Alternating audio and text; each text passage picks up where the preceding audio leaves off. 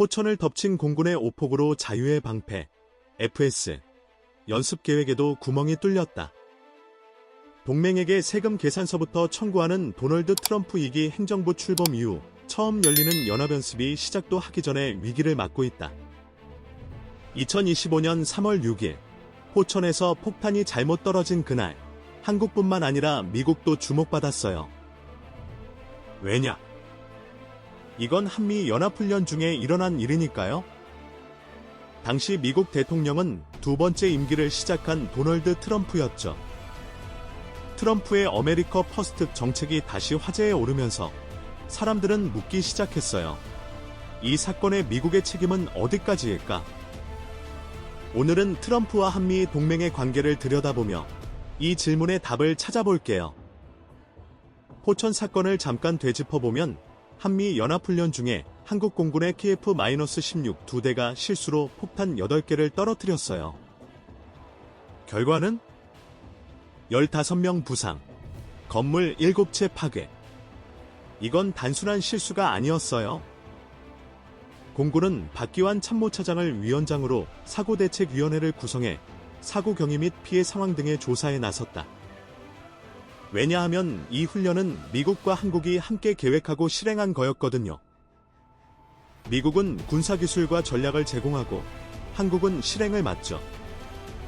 그러니까 폭탄이 떨어졌을 때 사람들은 한국 조종사의 실수만 본 게 아니라 이 동맹의 시스템 자체를 돌아보게 됐어요. 트럼프가 직접 폭탄을 떨어뜨린 건 아니지만 그의 그림자가 이 훈련에 드리워져 있었던 거죠. 트럼프는 어떤 리더였을까요?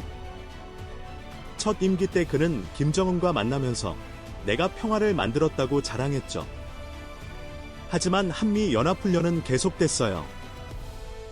그는 훈련을 돈 낭비라고 부르긴 했지만 북한을 견제하려면 필요하다는 걸 알았던 거예요. 2025년 두 번째 임기에서 트럼프는 여전히 아메리카 퍼스트를 밀고 있었어요. 이게 뭘 뜻하냐면 미국의 이익을 최우선으로 하되 동맹을 완전히 버리진 않는다는 거죠. 예를 들어 그는 한국에 미군 주둔 비용 더 내라고 요구했어요. 포천 사건이 터졌을 때 트럼프는 아마 이렇게 생각했을 거예요. 이건 한국 문제지. 우리 잘못이 아니야. 하지만 미국이 이 훈련의 큰 파트너라는 사실은 누구도 부정할 수 없죠. 자, 여기서 재밌는 질문을 던져볼게요. 만약 트럼프가 아메리카 퍼스트를 더 강하게 밀었다면 미국은 포천 같은 훈련에서 손을 뗐을까요? 두 가지 가능성을 생각해봐요. 첫째, 손을 뗄 수도 있었어요. 트럼프는 돈과 위험을 싫어하니까요. 포천 사건처럼 민간 피해가 생기면 미국도 비판받을 수 있잖아요. 트럼프가 왜 우리가 한국에서 이런 리스크를 감당해야 해? 라고 한다면 훈련 규모를 줄이거나 아예 빠질 수도 있었죠. 하지만 둘째, 완전히 손 떼긴 어려웠을 거예요. 왜냐? 한미 동맹은 북한뿐 아니라 중국까지 견제하는 중요한 카드니까요. 미국이 빠지면 한국이 약해지고 동아시아에서 미국의 입지가 흔들릴 수도 있어요.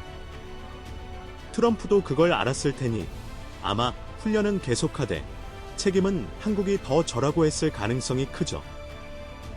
도널드 트럼프 미국 대통령 취임 이후 한미 동맹이 흔들리는 것 아니냐는 취재진의 질문에 라이언 도널드 한미연합사 공보실장, 주한미군 유엔사 공보실장 겸직은 한 미간 철통 같은 동맹은 여태까지 중 가장 강하다고 말했다. 그럼 포천 사건의 책임은 누구한테 있을까요? 직접 보면 한국 조종사가 좌표를 잘못 입력했으니 한국의 실수예요. 국방부도 바로 사과했고요. 하지만 더 큰 그림을 보면 이건 한미 동맹의 일부였어요. 미국은 훈련의 설계자 중 하나로 이런 일이 없도록 시스템을 같이 만들어왔죠.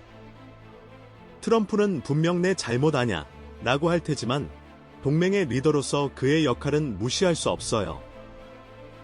결국 책임은 한국과 미국이 나눠 가진다고 볼 수 있죠. 폭탄은 한국이 떨어뜨렸지만 그 무대는 두 나라가 함께 만든 거니까요. 공군은 내주까지는 비행 제한을 유지할 계획이며 모든 조종사를 대상으로 사고 사례 교육과 비행 전 단계 취약점 심층 교육 등에 착수했다. 이영수 공군 참모총장은 전날 다시는 이러한 사고가 발생하지 않도록 재발 방지 대책을 마련하겠다며 이번 사고를 계기로 전 조종사를 포함해 항공무장을 다루는 모든 요원에 대한 일제 안전교육을 실시하고 확인 절차를 보완하겠다고 밝힌 바 있다.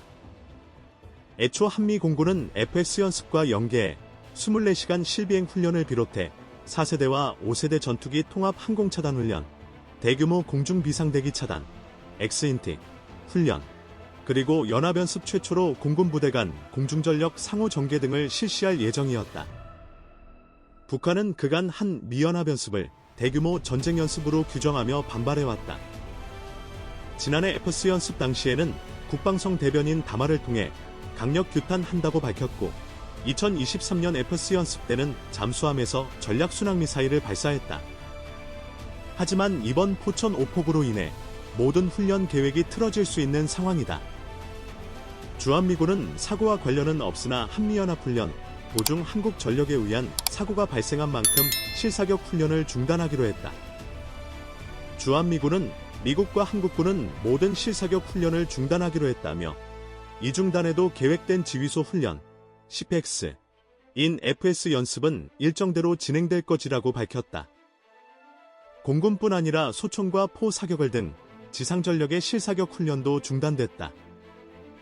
김선호 국방부 장관 직무대행은 전날 성일종 국회 국방위원장과 김용태 국민이임의원 등과 사고 현장을 둘러본 뒤 사고 발생 이후 사격 훈련이 중단된 상태라며 철저한 안전 점검 후 다시 시행할 수 있도록 지침을 내렸다고 밝혔다. 국방부 관계자도 원인이 규명될 때까지 모든 실사격을 통제하라고 군에 하달했다며 모든 실사격 훈련은 일단 통제 중지하도록 조치했다고 말했다. 군은 다만 FS 연습계기 한미 연합 야외 기동 훈련 FTX은 예정대로 실시한다는 방침이다. 포천시에서는 지난 2023년 10월에도 도로를 달리던 차량 앞으로 군 도비탄이 떨어지는 사고가 발생한 바 있다. 이처럼 북한과 접경 지역인 포천시를 비롯해 국가안보의 보루 역할을 하는 경기 북부 지역은 군의 주요 시설은 물론 군부대가 주둔한 지자체가 많은 가운데 그동안 군의 오폭과 오발 관련한 사고는 그 수를 헤아릴 수 없을 만큼 많았다.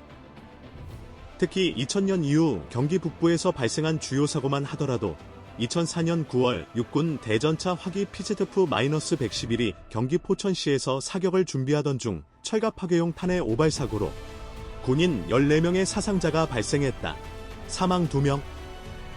또한 2010년 11월에는 파주시 문산읍 인근 육군 부대에서 155mm 견인포의 오발 사고가 발생해 판문점 인근 DMZ 비무장지대 야산에 떨어져 군사적 긴장감이 고조되었고 이듬해 2011년 4월 연천군 최전방 모 부대에서는 북측을 향해 K-6기관총 오발 사고가 발생했으나 다행히 인명피해는 없었다.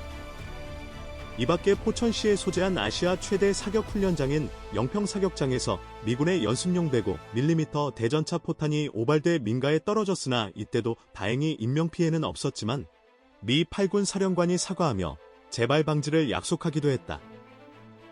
이뿐만이 아니라 2020년 11월에는 경기도 양평 육군 양평종합훈련장 사격훈련 중 대전차 무기 현공 한 발이 1.5km 방마을론에 떨어지는 등 이외에 총기 인명사고까지 하면 주민들이 불안과 공포를 느낄 상황이 오랜 세월 지속되어 왔다.